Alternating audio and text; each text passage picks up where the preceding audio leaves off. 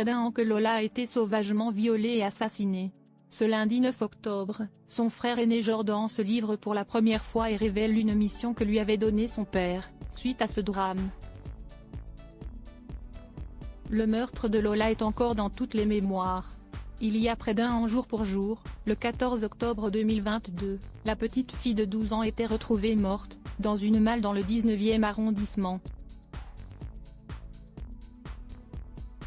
La collégienne a été sauvagement violée et assassinée par Damien B aux médias factuels. Ce lundi 9 octobre, son frère aîné Jordan se livre, sortant du silence pour la première fois.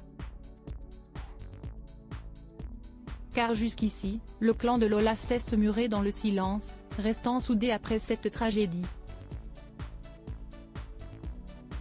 Pour préserver sa grand-mère de cette terrible nouvelle, Jordan avait reçu une mission par son père. Tout faire pour qu'elle ne découvre pas le meurtre de Lola dans la presse. Mon père m'avait confié une mission, faire en sorte que ma grand-mère chez qui j'habitais à l'époque, n'apprenne pas la mort de sa petite fille par les journalistes. Pendant une semaine et demie, j'ai donc coupé tous les câbles d'antenne de la maison, la radio, le téléphone.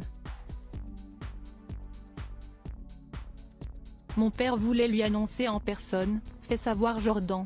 Lui, l'a apprise aussi de la bouche de son père. Il s'en souvient encore. Mon papa m'a appelé alors que j'étais à la gare de Lille, ta sœur a disparu. Je n'étais pas spécialement inquiet, j'imaginais qu'elle était chez une copine et qu'elle avait oublié de prévenir mon père.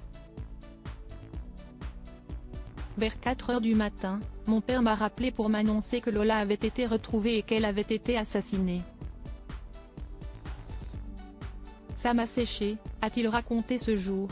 Damia B, algérienne de 24 ans, a été mise en examen pour meurtre et viol, et elle est aujourd'hui hospitalisée au sein d'une unité pour malades difficiles, UMD, de l'hôpital psychiatrique de Villejuif, Val-de-Marne. Dans les mois à venir, d'autres expertises auront lieu, pour déterminer la responsabilité pénale de l'accusé, qui a reconnu le meurtre de Lola. L'expert psychiatre qui a examiné la jeune femme pendant sa détention provisoire a récusé toute abolition ou altération de son discernement au moment de son crime. Je ne suis pas psychologue, mais je ne pense pas qu'elle soit folle au sens clinique du terme. Si estime mon avis, fait savoir Jordan. Il espère obtenir des réponses au procès, bien qu'aucune ne pourra le satisfaire. Car rien ne justifie de commettre ce qui a été commis. Ce que cette femme a fait à ma sœur est au-delà du concevable. J'évite de penser à cette personne, si on peut encore dire que si est une personne, confie le frère de Lola.